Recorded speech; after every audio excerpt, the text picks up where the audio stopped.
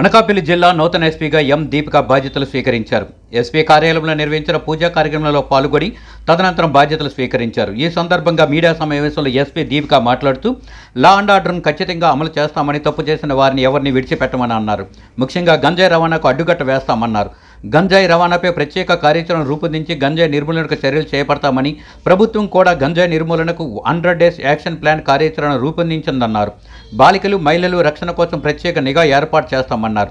ప్రజా సమస్య పట్ల పోలీసులు అంకిత భావంతో పనిచేసేలా చర్యలు చేపడతామన్నారు. జిల్లాలో మహిళలు, బాలికల రక్షణ పరిస్థితి ఎలా ఉందో తెలుసుకొని ఎటువంటి చర్యలు చేపట్టాలో పూర్తి స్థాయిలో పరిశీలన చేసి వారి రక్షణ పట్ల ప్రత్యేక చర్యలు తీసుకుంటామని ఈ జిల్లా ఎస్పీ దీపిక అన్నారు.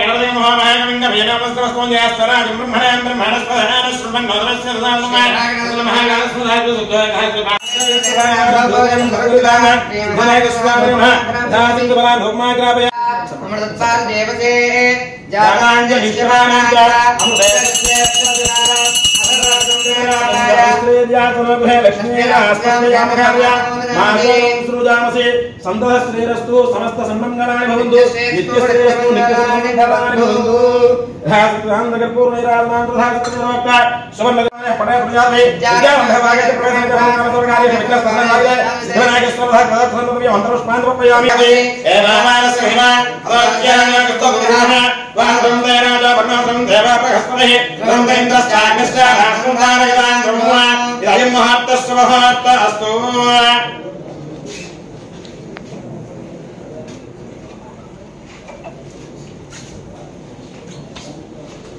ఓం దేవస్య గృహే గృహే దేవస్య గృహే గృహే మయా మయా గృహే గృహే మయా మయా వసంతి వసంతి మయా వసంతి వసంతి దేవానాం దేవానాం వసంతి వసంతి దేవానాం దేవానాం కవయ కవయ దేవానాం దేవానాం కవయ కవయ పాఠ్యవాస పాఠ్యవాసః కవయ కవయ పాఠ్యవాసః పాఠ్యవాస హివాఖి వాసః దేవాయ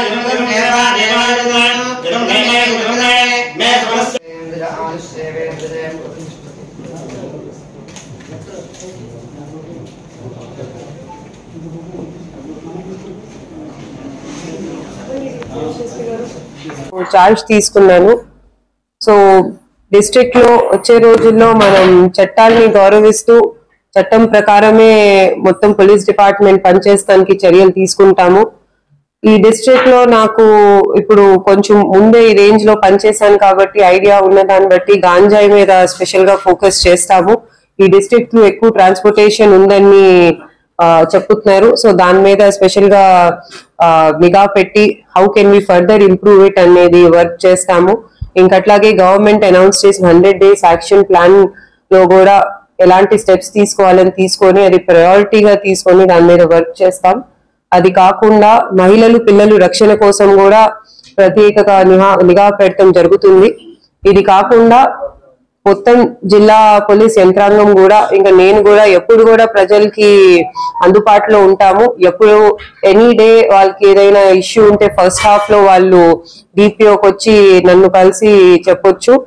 అదర్వైజ్ మండే గ్రీవెన్స్ లో కూడా పర్సనల్ గా వీ విల్ టేక్ గ్రీవెన్సెస్. అట్లాగే ఎవ్రీ పోలీస్ స్టేషన్ లో కూడా పిటిషనర్స్ గ్రీవెన్సెస్ ఇమీడియట్ గా రిడ్రెసల్ చేయాలి, వచ్చిన వాళ్ళతో సరిగ్గా బిహేవ్ చేసి వాళ్ళ ప్రాబ్లమ్ సాల్వ్ చేయాలి అనే దానికోసమే చర్యలు తీసుకుంటాము. దీనికోసం డిస్ట్రిక్ట్ లో అందరు కోఆపరేషన్ కోసం రిక్వెస్ట్ చేస్తున్నాము.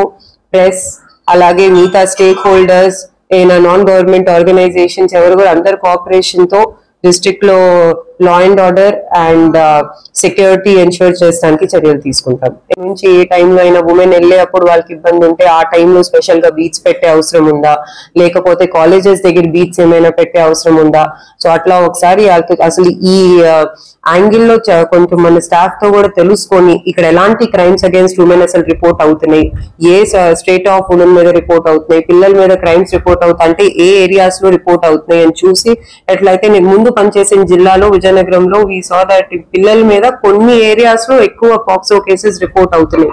పిల్లలు తెలియక వేరే వాళ్ళతో వెళ్ళిపోయి తర్వాత పాక్సో కేసెస్ వస్తాం జరుగుతున్నాయి.